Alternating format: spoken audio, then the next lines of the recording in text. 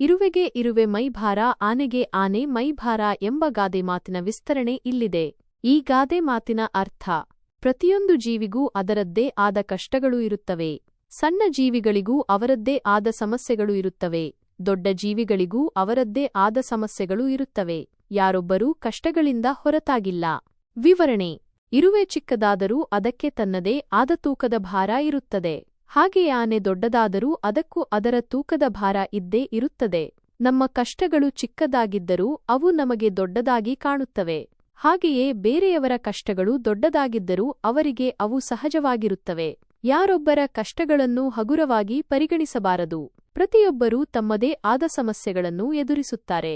ನಮ್ಮ ಕಷ್ಟಗಳನ್ನು ಎದುರಿಸಲು ನಾವು ಶಕ್ತಿಯುತರಾಗಿರಬೇಕು. ಈ ಗಾದೆ ಮಾತಿನಿಂದ ನಮಗೆ ತಿಳಿಯುವುದೇನೆಂದರೆ, ಪ್ರತಿಯೊಬ್ಬರಿಗೂ ಅವರದ್ದೇ ಆದ ಕಷ್ಟಗಳು ಇರುತ್ತವೆ. ಆದ್ದರಿಂದ ನಾವು ಪರಸ್ಪರ ಸಹಾನುಭೂತಿಯಿಂದ ವರ್ತಿಸಬೇಕು.